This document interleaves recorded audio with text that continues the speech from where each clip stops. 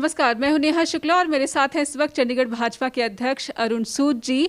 उनसे जानेंगे कि चंडीगढ़ सांसद किरण खेर को कैंसर की बीमारी का पता चला है और जैसे ही इस बीमारी का पता चला है, उनकी आलोचना करने वाले कल तक जो सांसद को ढूंढने का अभियान चला रहे थे, उन्होंने अपना अभियान रोक दिया है। सबको कहीं ना कहीं इस बात का दुख है कि किरण खेर कैंसर जैसी गंभीर बीमारी से जूझ रही हैं।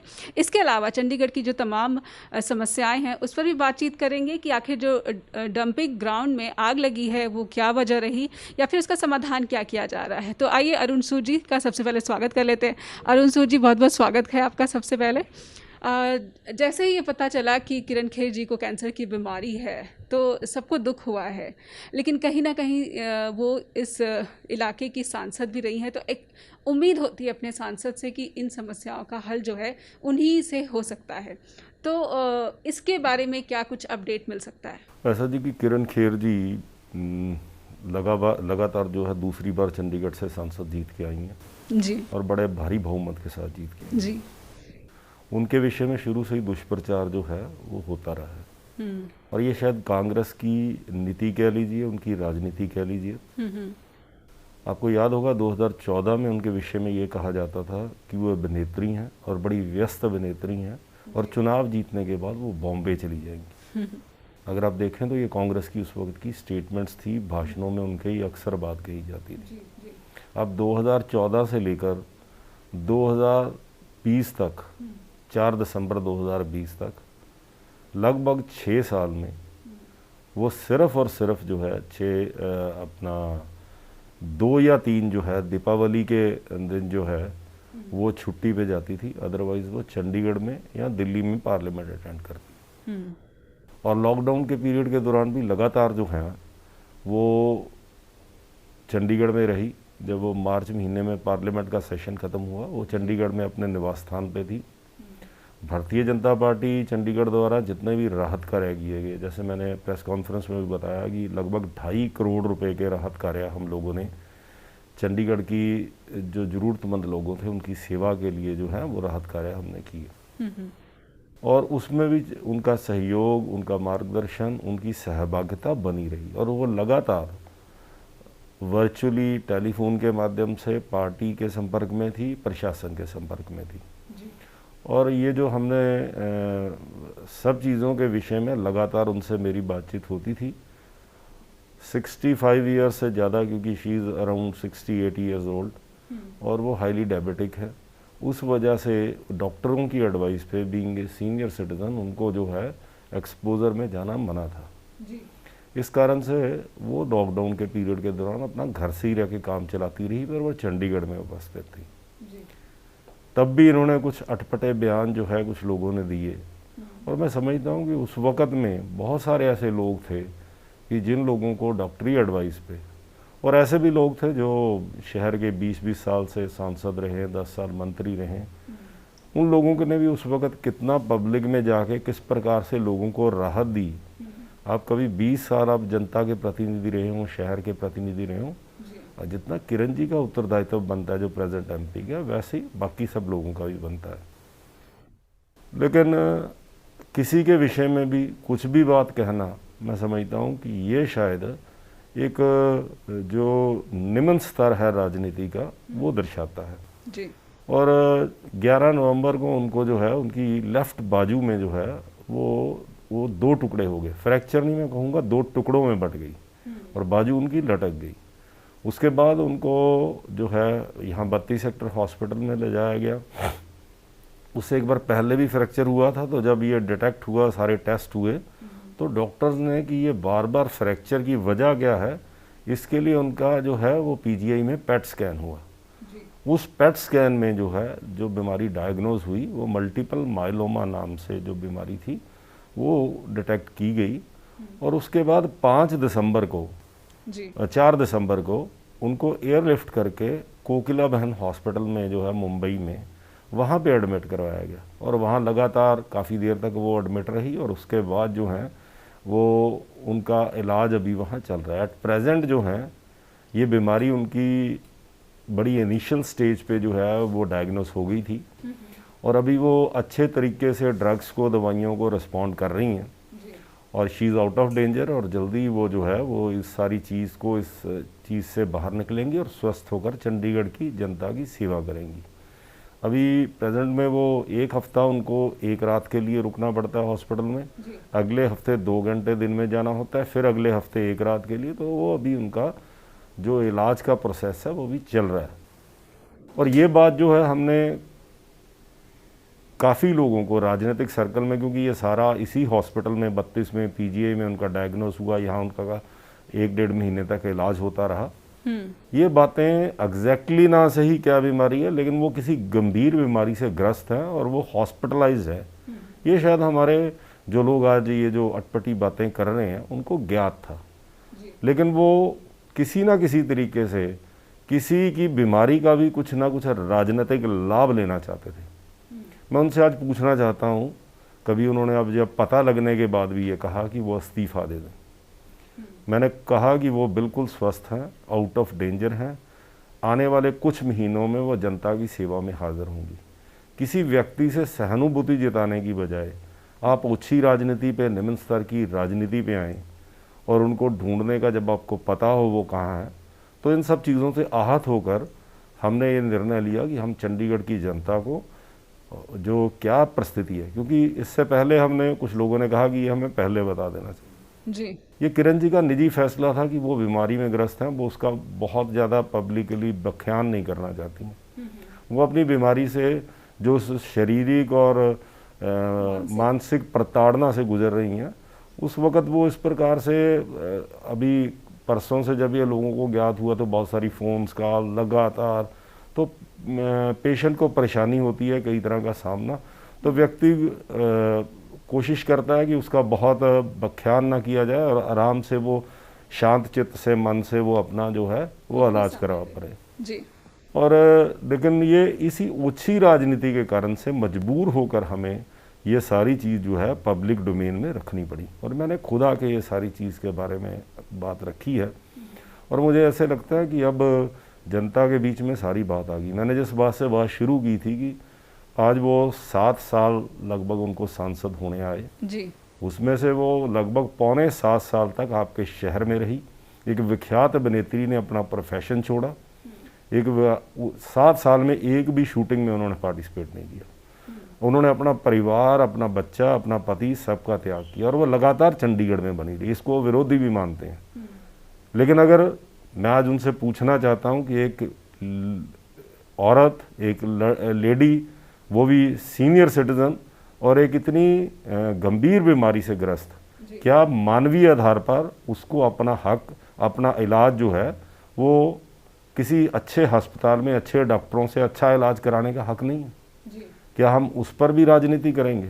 तो ये बड़ा दुर्भाग्यपूर्ण है। लेकिन मैं अब समझता हूँ कि ये शायद चैप्टर अब क्लोज हो जाएगा, आपको लगता है?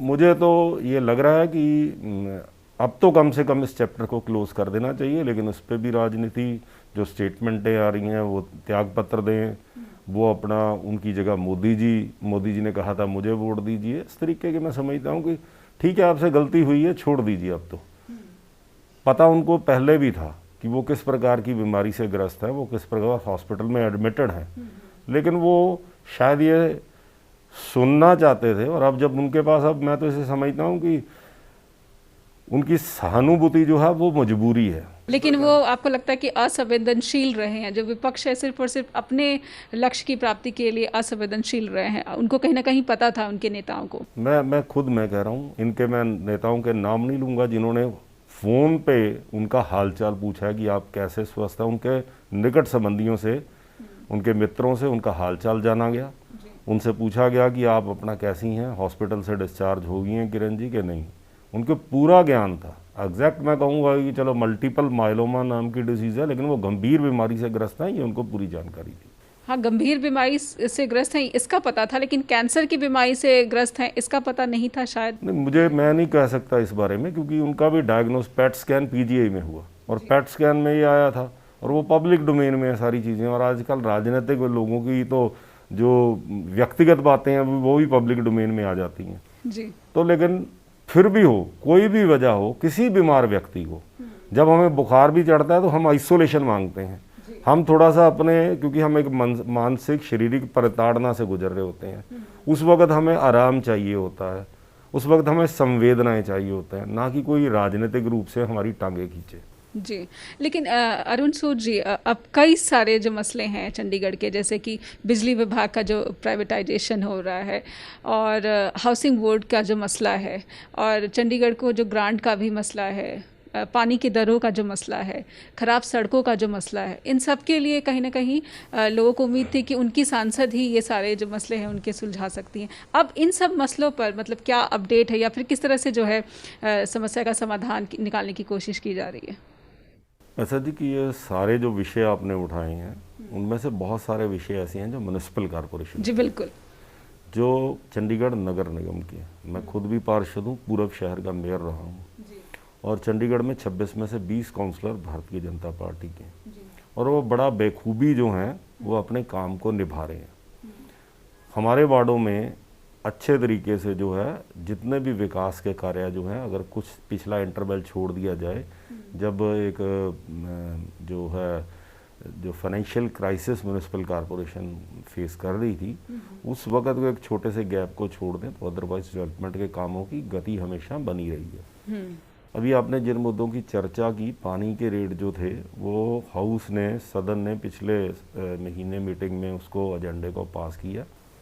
हमने रेट्स को, क्योंकि जो 29 MJD पानी जो मैंने 2016 में जब मैं मेयर था, मैंने शहर में उसका नींव पत्थर उस काम का रखा था, 300 करोड़ रुपया मैं अरुण जेटली जी से लेके आया था, और 2019 में वो पानी भी जो है, जितना पानी शहर में था उसका 50% और आ गया जी। तो वो, और जो लागत आ रही है, जो एक्सपेंडिचर है टोटल 35 किलोमीटर से कजौली वाटर वर्क्स से पानी को लेके आना होता है, और उसकी पंपिंग होती है, वो चंडीगढ़ कजौली से 100 फुट ऊपर है, करोड़ों रुपए के उस पर बिजली के बिल होते हैं। तो ये सारी चीज़ों पे जो पैसा खर्च होता है और जो पानी के बिलों से रेवेन्यू आता है, उसमें 200 करोड़ रुपए का अंतर था। तो इस गैप को लगातार जो है वो ये बढ़ता जा रहा था। तो अब ज़रूरत ये थी कि कुछ ना कुछ ग्रेजुअली जो है पानी के, क्योंकि पानी के रेट मैं कहूँगा चंडीगढ़ में, मोहाली पंजाब में और पंचकूला हरियाणा से बहुत कम है, और इसकी वेस्टेज भी बहुत होती है। चंडीगढ़ में आज अगर आप हम देखें तो जो नेशनल नॉर्म्स हैं पानी इस्तेमाल करने के एक व्यक्ति के, वो 135 लीटर है, यानी कि जो राष्ट्रीय मानक है कि एक व्यक्ति को प्रतिदिन 135 लीटर पानी चाहिए। 135 लीटर का मतलब हुआ कि हाँ, वो सारे कपड़े धोने के लिए, नहाने के लिए, अन्य और चीज़ों के लिए लगभग जो है वो 7.5 बाल्टियाँ जी, मैं समझता हूँ वो सफिशेंट है। लेकिन अगर आप आंकड़ों की तरफ देखें तो चंडीगढ़ में जो कंजम्पशन है पानी की, वो 245 लीटर पर कैपिटा है, यानी कि एक व्यक्ति रोज का 245 लीटर पानी इस्तेमाल कर रहा है, 110 लीटर नॉर्मल से ज़्यादा। और आप अगर मध्य मार्ग के उधर देख लें तो 1050 पर कैपिटा, यानी कि मध्य मार्ग के उधर रह रहे व्यक्ति, ये मैं डोमेस्टिक कंज्यूमर्स की बात कर रहा हूँ, पर कैपिटा। और इसमें अपना जो है उसकी वजह यह है कि बहुत सारे लॉन्स हैं मध्य मार्ग के उधर, 4-4, 8-8 कनाल की कोठियाँ हैं, पर लेकिन फिर भी पानी का दुरुपयोग हो रहा है। और उसकी वजह यह है कि अगर आप अपने घरों में भी देखें तो बिजली का 1 मिनट के लिए कोई बच्चा कोई AC ऑन करता है, हम बिजली का उसी वक्त रोकते हैं, लेकिन पानी के विषय में हम पूरा शावर ऑन करते हैं, नहाते हैं, पूरी टैप चला के शेव करते हैं। तो पानी जो एक बहुत बहुमूल्य वस्तु है, मतलब चंडीगढ़ में खासकर ज़्यादा वेस्टेज है। और उसकी वजह शायद एक ये भी रहती है कि जब हमें उसकी कीमत नहीं पता होती तो हमें बड़े सस्ते दामों में, तो मैं ये नहीं कह रहा हूँ कि उसके लिए पानी के दाम जो है वो ग्रेजुअली बढ़ने चाहिए थे। कांग्रेस ने जब दिसंबर 2019 में ऑफिसर्स ये एजेंडा लेके आए, उस वक्त सदन में बहस नहीं होने दी, इन्होंने वहाँ हंगामा किया, जिस कारण से एज इट इज एजेंडा पास हुआ। बाद में जब हमें उस चीज़ का ज्ञात हुआ कि ये रेट्स स्लैब्स जो हैं ज़्यादा बढ़ गई हैं, हमने फरवरी 2020 में इस एजेंडे को रिवाइज़ किया, और तुरंत हम लोगों ने उस वक्त जो है एडवाइज़र गवर्नर साहब से बातचीत की, और उस चीज़ को जो है उसका समाधान के लिए उनसे आग्रह किया, और हमें ये बताया गया कि ये स्लैब सारी करेक्ट कर दी जाएंगी। और जब सितंबर में नोटिफिकेशन जारी हुआ प्रशासन की तरफ से, उसमें दाम जो हैं एकदम से ज़्यादा बढ़ाए गए। हमने फिर नवंबर में जो अक्टूबर में हमने फिर से एजेंडा पास किया और फिर गवर्नर साहब से दुहाई की, एडवाइजरी काउंसिल में हमने बात की और अभी फिर रिसेंटली एजेंडा पास करने के बाद हम गवर्नर साहब से मिले हैं और हमने जो दरें हैं वो बहुत मिनिमम बढ़ाई जाएं और वो भी तब बढ़ाई जाएं जब कोरोना महामारी ख़त्म हो जाए, तब तक पुराने दामों पर पानी सप्लाई किया जाए। और एक और राहत हमने दी, 2018 में जो सीवर सेस था वो 30% लगाया गया था, यानी कि अगर आपका 100 रुपये का पानी का बिल है तो 30% आपको सीवर सेस देना होगा। हमने वो कम कर 30% से 5% के लिए बोला। तो उल्टा हमने पानी के दामों में शहर में जो एग्जिस्टिंग दाम है उनमें सीवर सेस कम करके उनमें उल्टा राहत दी है बजाय के बढ़ाने की। जी, इसके अलावा जो सड़कों का हाल है, सड़कें भी कई जगह से काफ़ी, खासकर यूटी विलेजेस जो हैं, गांव जो हैं, उनमें भी काफ़ी देखा जा रहा है कि जो बेसिक फैसिलिटीज़ हैं, जो मूलभूत सुविधाएं होती हैं, उसमें भी काफ़ी लोगों को जद्दोजहद का सामना करना पड़ा। ऐसा जी कि जनरली जो शहर की सड़कों के विषय में कुछ मैंने जैसे बताया कि 2019 में फाइनेंशियल क्राइसिस के कारण से कुछ देर के लिए वो सड़कों का काम रुका था, लेकिन उसके बाद अब लगातार सड़कों का काम जो है पहले भी हुआ, अगले आने वाले अब का दोबारा से काम शुरू हो गया। बरसात से पहले पहले चंडीगढ़ की सब सड़कें जो हैं वो रिकारपेटिंग हो जाएंगी। और गांव के विषय में जो आपने बात की है, तो गांव के विषय में 102 करोड़ रुपए की स्पेशल ग्रांट प्रशासन ने हमें दे दी है, जिसमें से 50 करोड़ रुपया जो है वो प्रशासन ने ऑलरेडी म्यूनिसिपल कॉरपोरेशन को शिफ्ट कर दिया पिछले फाइनेंशियल ईयर्स में, जो भी 31 मार्च का था। और 40 करोड़ रुपया इस फाइनेंशियल ईयर में मिलेगा और 12 करोड़ रुपए के काम जो है प्रशासन द्वारा गांव में होंगे। तो 102 करोड़ रुपया जो है 13 गांवों में बिजली, पानी, सड़क, इन सब विषयों में अगले आने वाले 4-5 महीने में 102 करोड़ रुपए से गांव की स्थिति को हम जो है वो शहर की तर्ज के बराबर गांव का विकास करें। तो हम ये उम्मीद करें कि अगले 4 से 5 महीने में जो गांव का नज़ारा जो है वो पूरी तरह से बदल जाएगा। बिल्कुल, मैंने कहा 102 करोड़ रुपया, मैंने उसका आपको पूरा बताया। 50 करोड़ रुपया हमें ऑलरेडी ट्रांसफ़र हो चुका है, 40 करोड़ रुपया हमें इस फाइनेंशियल ईयर में मिलने जा रहा है और 12 करोड़ रुपया प्रशासन खर्च करेगा। ये पैसा जो है गांव की सड़कों पे, गांव की स्ट्रीट लाइट पे, गांव के पार्कों पे, गांव के पानी पे, गांव के सीवर पे, ये इन सब चीज़ों पे, गांव के विकास पे खर्च होना है। और इसके एजेंडे ऑलरेडी पारित हैं और काम भी कई और टेंडर प्रोसेस हो चुके हैं। तो अगले 3-4 महीने में गांव की जो दशा है वो पूरी तरीके से बदलने वाली है। जी, अरुण सूद जी, बड़े पैमाने पर जो चंडीगढ़ में है, आप खुद ही वो कोरोना का टीका लगवा कर आ गए हैं। सबसे पहले तो मैं जानना चाहूँगी कि अभी कैसा महसूस हो रहा है, क्योंकि एक भ्रम कहीं ना कहीं लोगों में देखा जा रहा है कोरोना वैक्सीन को लेकर। ऐसा जी कि जब हम ये सारा लॉकडाउन का पीरियड था या उसके बाद था, तो पार्टी ने, जैसे मैंने बताया कि 2.5 करोड़ रुपए के राहत कार्य हमने किए। उसमें हमने जो है लगभग 52 किचनों के माध्यम से रोज़ 72 से 75 हज़ार लोगों को खाना खिलाया। हमने 18,000 जो है वो 1 महीने के सूखे राशन की किटें लोगों में वितरित की। हमारे कार्यकर्ताओं ने, जिसकी शुरुआत मैंने खुद खूनदान से की, 588 लोगों ने, और उसके, ये तो 70 दिन के लॉकडाउन की बात है, उसके बाद भी लगातार करते रहे। हमने पीजीआई 32 और 16 सेक्टर में खून की कमी नहीं आने दी जी। हमारे लोगों ने जो है 20,000 से ऊपर सैनिटाइज़र की बोतलें जो है, फ्रंट कोरोना वॉरियर्स हैं, चाहे वो चंडीगढ़ पुलिस है, चाहे म्यूनिसिपल कॉरपोरेशन के सफाई कर्मचारी हैं, इसी प्रकार से जो है लगभग 5 लाख ऐसे मास्क जिसकी कीमत 50 लाख रुपए से हमने तैयार किया। ये हमने चंडीगढ़ के 2.5 लाख 2,35,000 हाउस होल्ड है, हर घर में 2 मास्क देने का काम किया।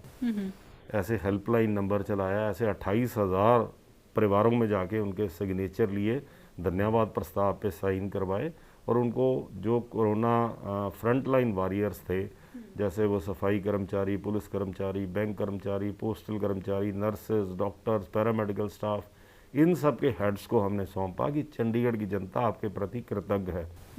और इसी दौरान जैसे ये काम पे हम लगे रहे, और शायद उसको हमने सेवा ही संगठन करके उसका नाम दिया, जो प्रधानमंत्री नरेंद्र मोदी जी ने हमें निर्देश दिया था, पार्टी के और इंडिया प्रेसिडेंट नड्डा जी ने, इस वक्त से लोगों की सेवा करनी चाहिए।